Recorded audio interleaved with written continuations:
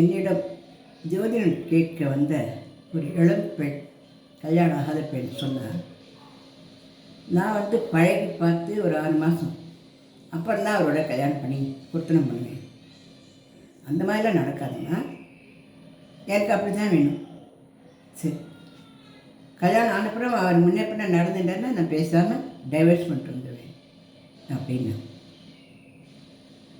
நான் சொன்னேன். என்ன இப்படிலாம் பேசுகிற நீ? திருமணம் நல்லா உடையது உடையத்து இஷ்டம் இல்லைன்னா கல்யாணம் பண்ணிக்காத கண்ணா. உனக்கு நான் போய் ஜாதகமெல்லாம் பார்த்து சொல்கிறேன், இந்த மாதிரிலாம் பேசுங்க நான் அப்படின்னு சொல்லிட்டேன். நான் இந்த மாதிரி இந்த குழந்தை பேசுறதுக்கு காரணம் என்ன அப்படின்னா, நம்மளோட வளர்ப்பு முறை சரியில்லைங்கிறது தான் என்னுடைய எண்ணம்.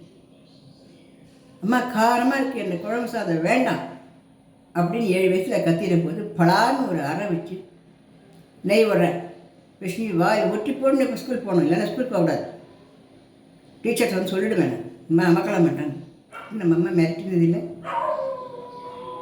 உப்பா போய்ட்டு மோசு நான் கொஞ்சம் தண்ணி விட்டு சாப்பிடு. இதுக்கு என்ன பண்ண முடியும்?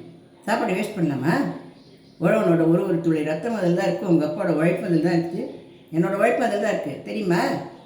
சோத்தெல்லாம் வேஸ்ட் பண்ணக்கூடாது. மிரட்டலையா நம்ம அப்பா அம்மா? என்ன கெட்டு போயிட்டோம் நம்ம? என்ன தானே வாழணும்? இந்த அட்ஜஸ்ட் பண்ணுறத குழந்தைகளுக்கு கண்டிப்பாக இந்த காலத்தில் சொல்லி கொடுத்தே ஆகும். ஏன்னா இந்த அட்ஜஸ்ட் பண்ணுறது எப்படி முன்ன பின்ன இருந்தாலும் நம்ம விட்டு கொடுக்கறது, இதெல்லாம் ஆண் குழந்தைகளுக்கும் பெண் குழந்தைகளுக்கும் சொல்லி கொடுத்தா தான் எதிர்காலத்தில் நிறைய விவாகரத்துகள் இல்லாமல் எல்லா குழந்தைகளும் கல்யாண வாழ்க்கையை வாழ்ந்து சந்தோஷமாக மனம் நிறைஞ்ச ஒரு மன வாழ்க்கை வாழலாம்னு நினைக்கிறேன். சிந்திச்சு பார்க்கலாமா? இந்த பதிவு பிடிச்சா லைக் பண்ணுங்க, ஷேர் பண்ணுங்க, சப்ஸ்கிரைப் பண்ணுங்க.